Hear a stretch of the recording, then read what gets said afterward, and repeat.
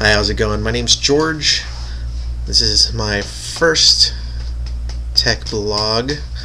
I gotta work on the title. Don't exactly know what to call it now. First things first, this is basically just it's gonna be a weekly web show. Might have 2 or 3 at first, and we'll see how popular it gets and then go from there. Okay, the first thing I want to talk to, which has affected me personally, has basically just been everything that's gone on with the Sony PSN. If you're a Sony fanboy, if you have a PlayStation 3, you know that there is currently issues, and I use that term loosely, with the PlayStation Network. Due to a couple of hacker attacks, the PlayStation Network has pretty much been down for a few weeks already, and it's not looking like it's going to get better anytime soon.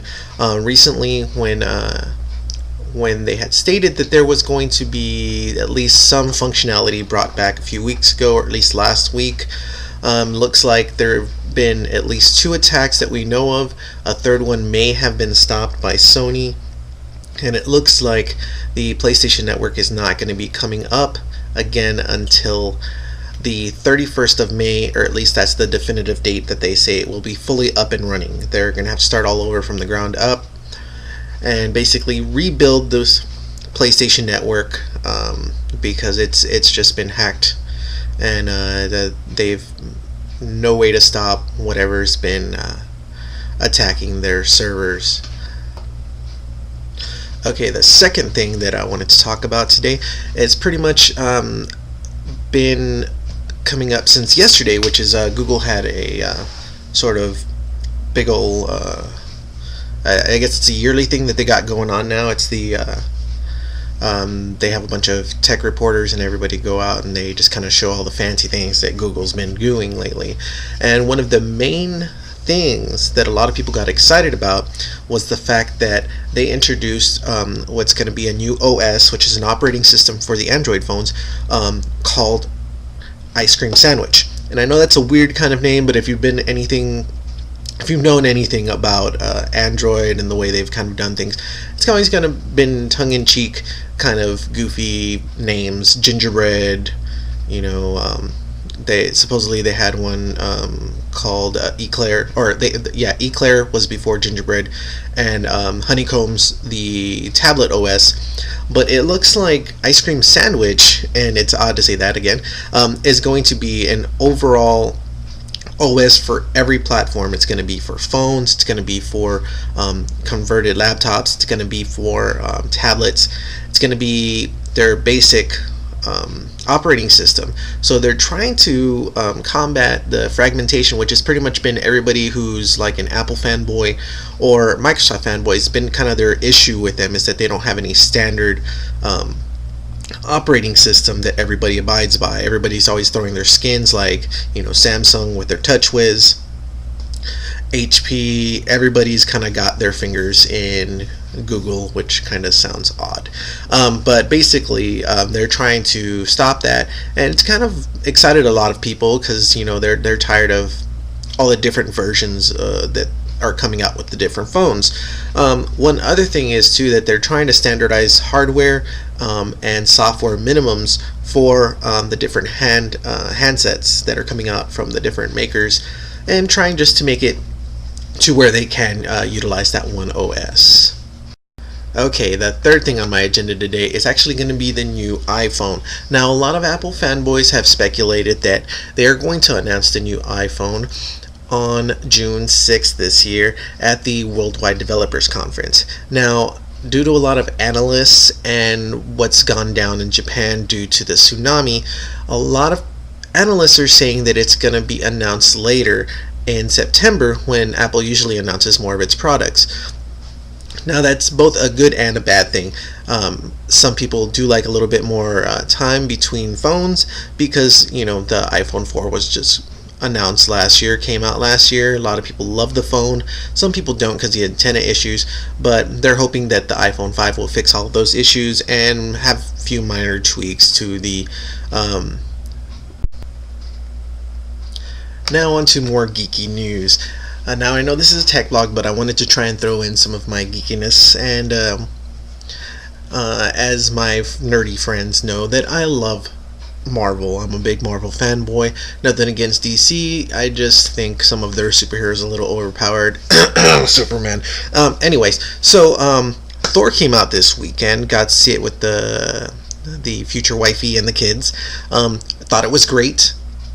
There was a lot of good things in there. A lot of the acting was awesome in it, which you find very lacking in some of the Fox made Marvel movies.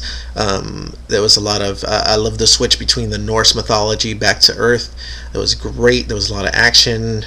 Didn't really like the whole the destroyer thing. That was not really a big awesome thing. Kind of made it seem lame. Anywho, it was overall a really good movie. The after credits thing wasn't really big to me, though I did see the hint of the Avengers, which we all know so far has announced Loki as one of the villains in the new Avengers movie, which will be starring Iron Man, Hulk, Hawkeye, which there was a glimpse of him in Thor. Sorry for spoilers. And then Thor, and supposedly there might be Ant-Man and Wasp. So we'll see about that. Okay, and the last thing in my nerdy news is going to be the announcement, or at least inclination of announcement, that Keanu Reeves will play the title character in the Akira live-action movie. Now, if you're as big an anime fan as I am, you know that that is bad news because Keanu Reeves is not a great actor. Now, this kind of reiterates what I've always thought about anime movies, is that they haven't gotten the play that a lot of comic book movies and video game movies have gotten. Now, granted, video game movies, there have been few and far between of any good ones. Now, the only good ones I've ever seen have come straight out of Japan, like Blood the Last Vampire is a live-action movie. Basically, you don't want to see Keanu Reeves in Akira. It's a bad mix. Keanu Reeves, he was okay in the first Matrix movie. The other two kind of blew. It's just, it's not a good thing. He was rumored to be playing title characters in other anime movies. Kind of glad those didn't come to fruition, but I just have a few words for anybody who doubts and thinks that this might actually be a good movie. Dragon Ball the movie. Now, if anybody saw that and heard James Marsters was going to come out in it, you basically were like, oh my god, James Marsters, he was in Buffy the Vampire Slayer. So, you know, nerds kind of had their little nerdgasm. But it was horrible. The thing was so bad, it was not even good.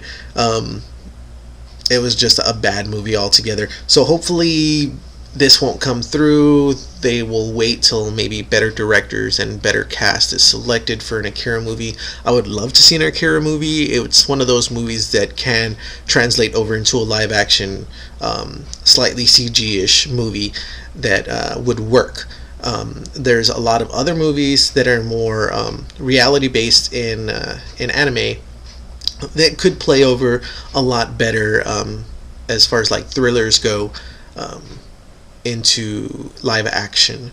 But that's all my news for today. If you have any questions or you want to throw up your own comments on here, I am all for subjective views.